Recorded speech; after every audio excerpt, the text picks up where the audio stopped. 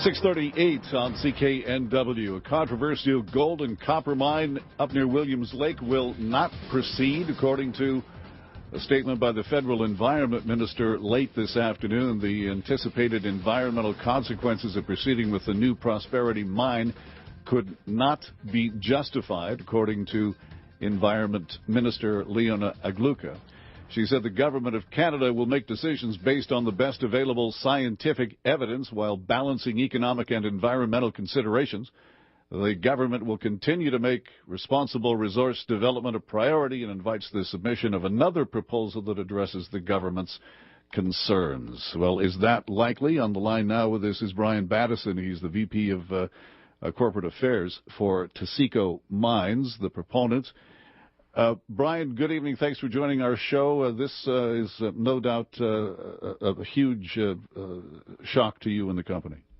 Yes, it is, John. I mean, it's a terrible disappointment, not just for us, but for the thousands of people in the Cariboo who support this project and we're looking forward to it going ahead. And it's going to be a disappointment for the provincial government as well because they strongly support the project. And I would just like to say off the top that we fundamentally disagree with the decision made by the Government of Canada today.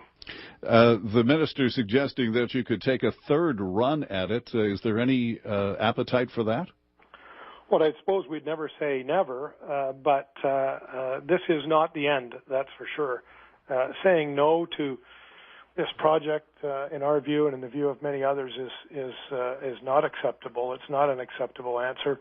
The project is just too important for the people of British Columbia, and it's too important for the Cariboo, as I've mentioned. And the logic and common sense supporting this project is overwhelming. So this is far from over. Well, again, the minister is saying that it would likely cause significant adverse environmental effects that cannot be mitigated and are not justified in the circumstances. You've got that lake there, Fish Lake, said to be sacred. You've got a huge deposit of copper and gold. How do you get it? Well, she's quoting from the panel report, of course, and we've launched a judicial review challenging that report. There were mistakes made in that process. The panel then relied on those mistakes to make flawed findings, and now the minister herself has relied on those flawed findings to arrive at this decision today, which is the wrong decision. You mentioned that best available science.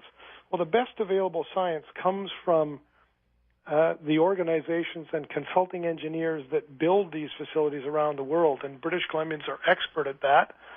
Knight Piésold being one of them. Knight Piésold is the engineering firm that designed the tailings storage facility for Taseko's project. It's an award-winning design that's in place in British Columbia at the Mount Milligan mine. That engineered facility will ensure the safety and security of Fish Lake and the fish in Fish Lake. And we're disappointed that the minister didn't rely on that best science in arriving at her decision. This might be a little too political, but how much of this do you think has to do with trading off this against Northern Gateway, the pipeline proposal? Well, I don't know when you say it's too political, obviously it's a political decision. It's made by politicians, and so in that context, it certainly is political. Now, wouldn't that be a shame if there was a trade-off in place, as you suggest there might be? What a shame for British Columbia that a mine in the Cariboo, and we operate already in the Cariboo, the second largest copper mine in Canada. We have 700 people employed there. This new mine would generate billions, 10 billion in new tax revenues for both governments. It will generate thousands of jobs, and to trade that off for a pipeline that's questioned by many in the province, what a shame that would be. What a travesty. There was tremendous support for the project. You mentioned from the BC government, but also the BC Chamber of Commerce. Many business organizations were on board with this. Your company spent a lot of money to revamp the first proposal to try to convince the authorities that this was a good idea. What does this send a message to British Columbia about our mining and about our resource extraction industry? Well, it sure does send a message, not just to British Columbia, but it sends a message to the mining world here in Canada and around the globe. So this will be a significant decision in the minds of investors and others. These resources, these mineral resources, belong to the people of British Columbia. They are granted to the people of British Columbia by the Constitution of Canada. It is the responsibility of the provincial government to decide how those resources are used and if they are used for the betterment of the people that live here and that are British Columbia residents.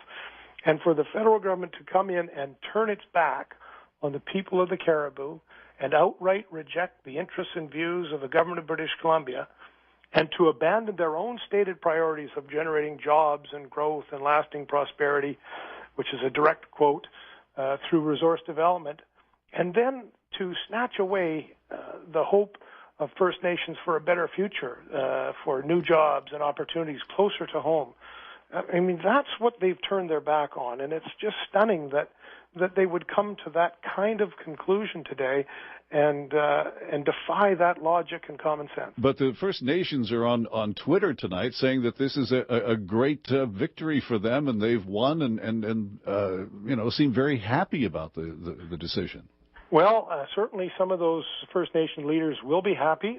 Many of First Nations people will be unhappy.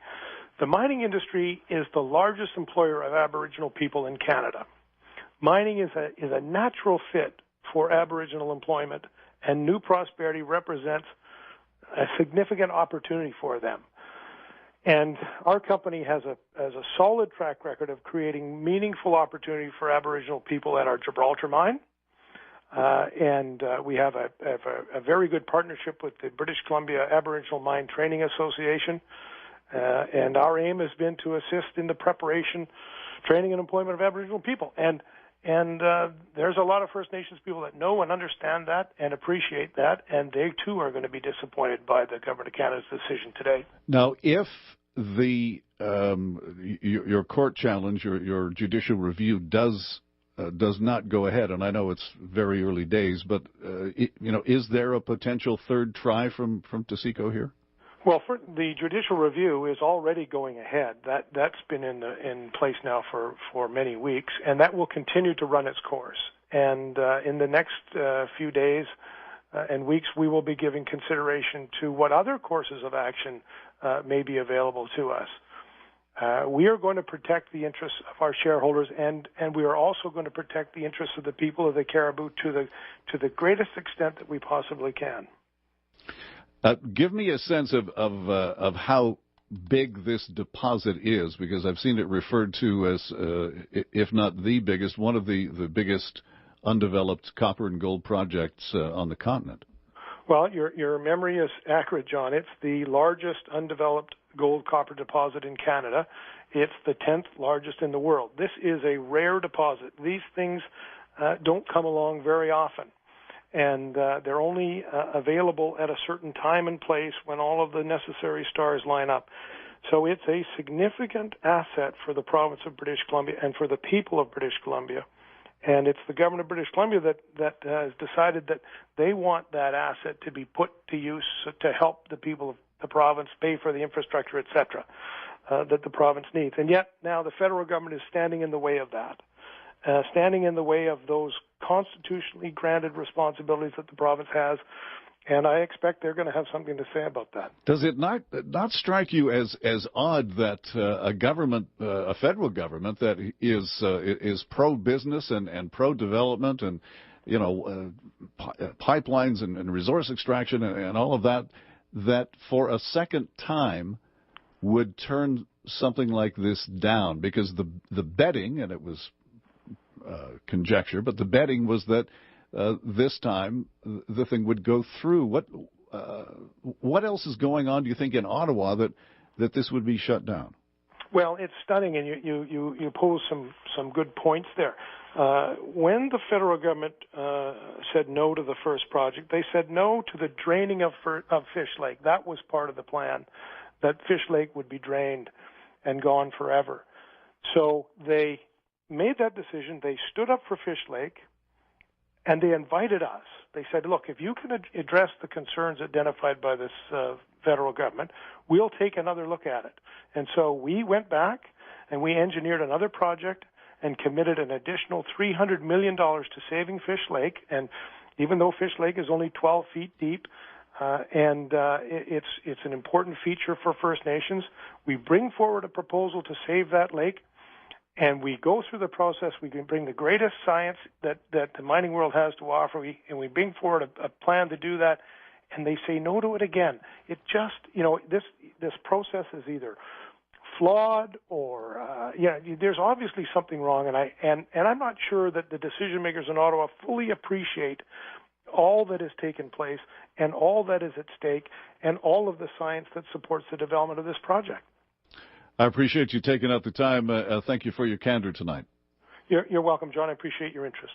Brian Battison is the Vice President of Corporate Affairs at Taseko Mines, and as you have heard, the massive development that was proposed for the Williams Lake area turned down late this afternoon for the second time by the federal government. The Minister of Environment, Liana Agluka, coming out in a statement saying that the mine project is likely to cause significant adverse environmental effects that cannot be mitigated. And that was, of course, the basis for the first rejection.